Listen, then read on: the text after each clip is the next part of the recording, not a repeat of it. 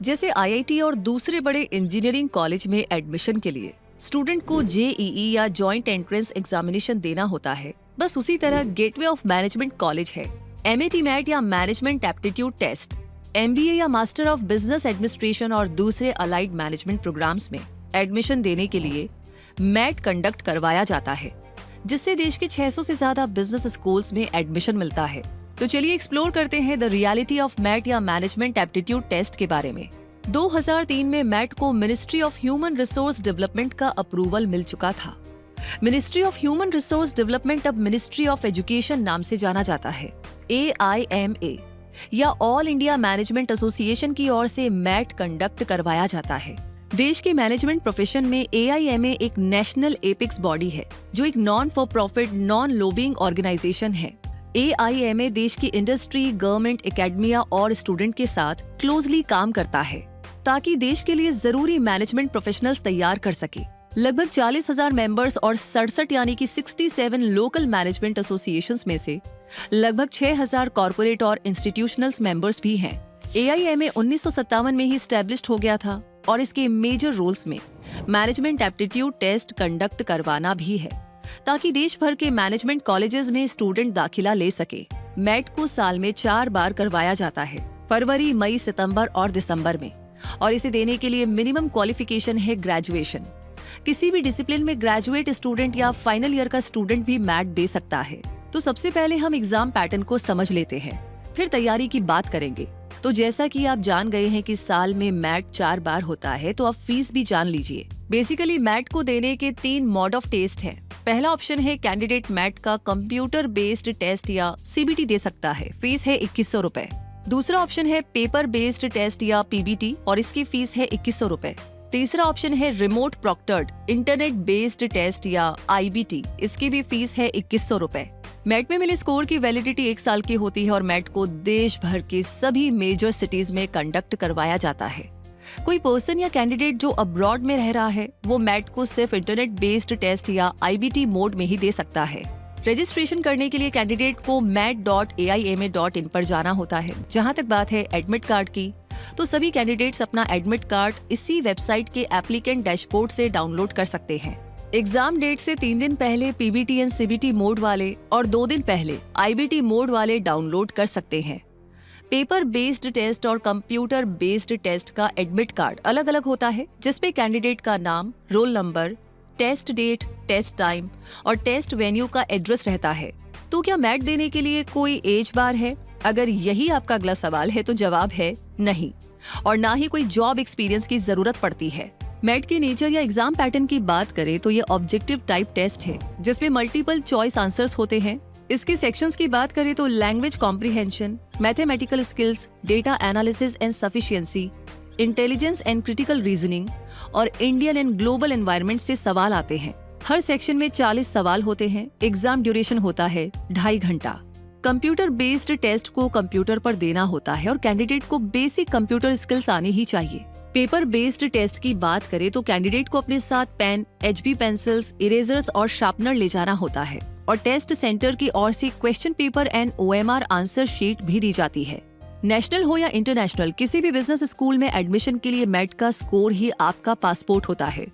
जितना बढ़िया स्कोर, उतने बढ़िया बिजनेस स्कूल में एडमिशन। साल में 4 बार होने वाले इस एग्जाम के हर सेशन में लगभग 20,000 स्टूडेंट्स बैठते हैं। अब बात करते हैं मैट को प्रिपेयर करने के सिस्टम की। तो किसी भी एग्जाम की तैयारी हर स्टूडेंट अपने अपने हिसाब से करता है, पर हम यहाँ पर एक स्टैंडर्ड प्रोसीजर बताएंगे जो कि आपके लिए काफी हेल्पफुल साबित हो सकती है। सबसे पहले सिलेबस को समझिए, क्योंकि जब आपको पता होगा कि अपना लक्ष्य हासिल करने के लिए क्या क्या करना होगा, तभी तो आपकी तैयारी अच्छे से हो पाएगी। मैट के सिलेबस में language comprehension, mathematical skills, data analysis and sufficiency, intelligence and critical reasoning और इंडियन एंड ग्लोबल एनवायरनमेंट शामिल है। इनमें language comprehension and verbal ability section को काफी इम्पोर्टेंट माना जाता है। इसमें ग्रामर एंड वोकेबलरी स्किल्स को भी चेक किया जाता है और इसे सभी सेक्शंस में इजीएस्ट भी माना जाता है। Language comprehension and verbal ability में 40 मार्क्स होते हैं। MCQ के 40 क्वेश्चंस होते हैं, जिनमें हर सही जवाब पर 1 मार्क मिलता है और 4 गलत जवाब पर 1 मार्क काटा भी जाता है। 30 मिनट के अंदर इन 40 क्वेश्चंस का जवाब आपको देना होता है। वर्बल एबिलिटी चेक करने के लिए para jumbles, fill in the blanks, error correction, tenses and reported speech, anatomies and synonyms, idioms and phrases, parts of speech, commonly mistaken words, paraphrasing, subject to word agreement, critical reasoning, active and passive voice जैसे problem solve करने होते हैं। और economy, environment and ecology, science and technology, culture, society, business and management, current affairs, history, mythology, English literature, resource management, governance, abstract passages में से reading comprehension आते हैं। वहीं मैथमेटिक्स की बात करें तो अलजेब्रा, प्योर मैथ, ज्योमेट्री में ट्राइंगल्स, सर्कल्स और कोऑर्डिनेट ज्योमेट्री, अर्थमेटिक में permutation and combinations, commercial maths, LCM and HCF, number system, percentage, profit and loss, speed, time and distance, time and work, ratio and proportion, simple and compound interest, elementary mathematics, sequence and series, mixtures and alligation, unitary method, number system, heights and distance जैसे लगभग सभी sections cover किए जाते हैं। इनके अलावा linear equations, quadratic equations, complex numbers, logarithm, binomial theorem, inequalities, set theory, progressions, mixtures and alligations, coordinate geometry, linear programming, trigonometry से भी काफी सारे सवाल आते हैं। डेटा एनालिसिस एंड सफिशिएंसी में data sufficiency, data caselet, line graph, bar graph, expenditure and profit, multiple graphs, pie chart, data comparison, quantitative comparison से total 40 questions आते हैं। और आखिर में इंटेलिजेंस एंड क्रिटिकल रीजनिंग के सिलेबस में fact and parents judgement, passage conclusion, clocks, calendars, statement argument, analogy, blood relations and family tree, logical sequence, assumption, premise, conclusion, sitting arrangement, linear and matrix arrangement, team formation, input output, series, syllogism, cubes, rows, set theory, venn diagrams and network diagrams, puzzles, logical reasoning, critical reasoning, quantitative reasoning, direction sense, decision making और incorrect terms से total 40 questions आते हैं। अब जब आपको mat का syllabus पता चल ही गया है जो कि काफी वास्ट है, तो इसे कवर करने के लिए आपको एक टाइम टेबल एंड रूटीन में चलना होगा। अपनी तैयारी के शुरुआती दिनों में ही एक स्ट्रेटेजिक टाइम टेबल तैयार करके उसके साथ लग जाना होगा। एक वेल ऑर्गेनाइज्ड स्टडी प्लान और इन डेप्थ स्टडी के साथ आगे बढ़ने पे ही आप मैट का माउंट एवरेस्ट चढ़ पाएंगे। दिन भर में कितने घंटे पढ़ने हैं, अगर ये आपके मन में आ रहा है तो सबकी अपनी अपनी कैपेसिटी होती है। अगर आप अपना टारगेट सेट करके चल रहे हैं तो दिन भर में बिना डिस्ट्रैक्ट हुए 4 से 5 घंटे भी काफी होंगे। इसके बाद आता है टाइम मैनेजमेंट स्किल। क्योंकि मैट एक टाइम बाउंड एग्जाम है तो कैंडिडेट को अपना टाइम मैनेजमेंट स्किल इम्प्रूव करना ही होगा। इसके लिए रेगुलरली आपको सैंपल क्वेश्चंस या प्रीवियस ईयर के पेपर सॉल्व करने होंगे, वो भी स्पेसिफाइड डेडलाइंस के साथ। यानी हर सेक्शन के लिए जितना टाइम अलॉटेड होता है उतने टाइम में। जैसे लैंग्वेज कॉम्प्रिहेंशन और इंटेलिजेंस एंड क्रिटिकल रीजनिंग के लिए सजेस्टेड टाइम होता है आधे घंटे और मैथ के लिए होता है 40 मिनट। तो जितनी ज्यादा एक्यूरेसी रहेगी, स्पीड उतनी ही बढ़िया बनी रहेगी।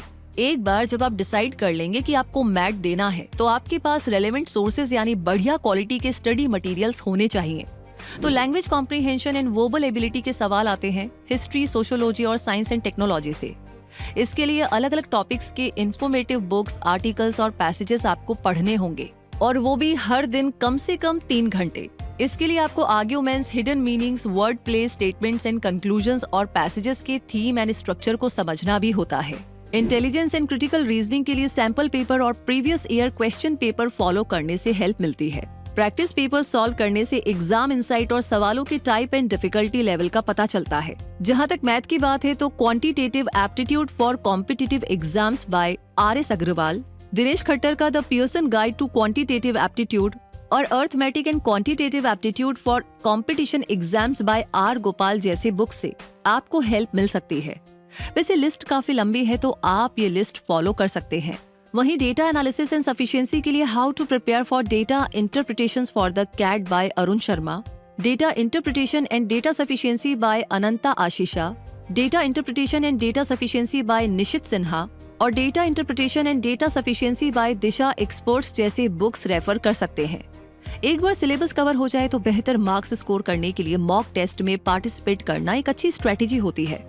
इससे आप खुद रियलाइज कर पाएंगे कि आप कितने तैयार हैं।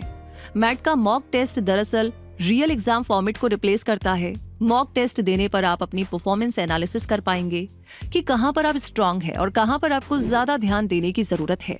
स्कूल कॉलेज का एग्जाम हो या मैट, एक अच्छा स्टूडेंट हमेशा रेगुलर रिवीजन करता है। मैथ सिलेबस के सभी टॉपिक कंप्लीट करने के बाद रेगुलर रिवीजन करते रहने से आपको औरों से एडवांटेज मिलती है। आपने जो भी सीखा है उसे भूलेंगे नहीं और क्वेश्चन सॉल्व करने के लिए आपकी रिकॉल एबिलिटी इंप्रूव होगी। काल करे सो आज कर, आज करे सो अब, पल में परले होएगा, बहुरी करेगा कब। वैसे मैट की तैयारी करते हुए ना आप कबीर जी के इस दोहे को याद रखिएगा, क्योंकि अगर आप कहीं भी अटकते हैं या कोई भी कंफ्यूजन है तो उसे टालिए मत।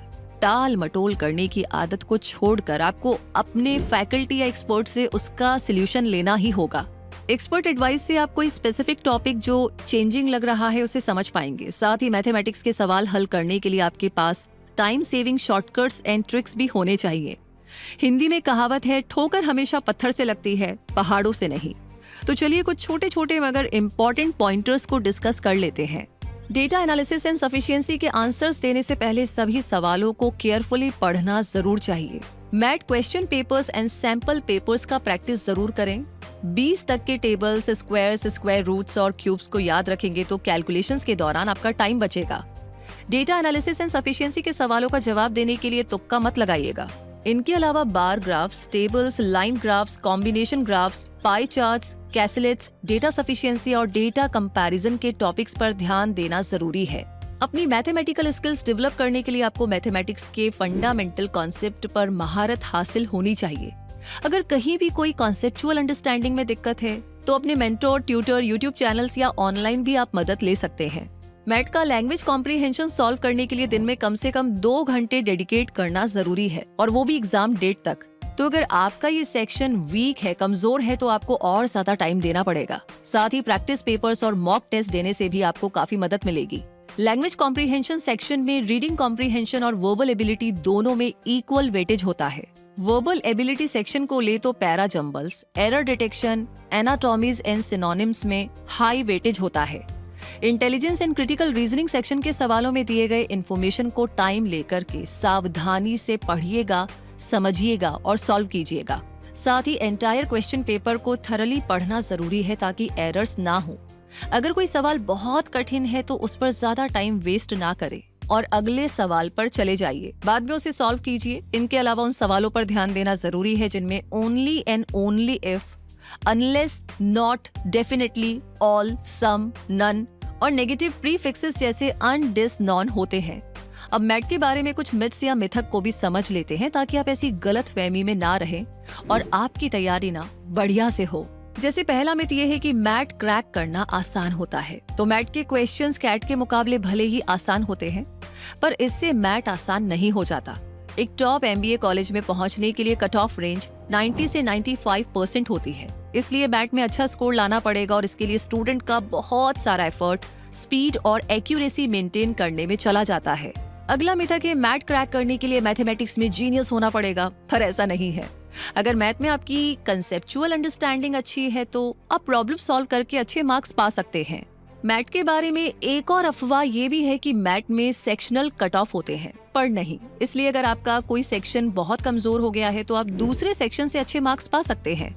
जैसे इंग्लिश खराब हुई है तो क्वांटिटेटिव एप्टीट्यूड या दूसरा किसी सेक्शन से मेकअप कर सकते हैं। साथ ही एक बहुत बड़ा मिसकंसेप्शन ये भी है कि मैथ के सभी सवाल 2.5 घंटे या 150 मिनट में कवर किए जा सकते हैं, पर नहीं। क्योंकि मैथ एक टाइम बेस्ड एग्जाम है, इसलिए 150 मिनट में 200 क्वेश्चंस को सॉल्व करना होता है।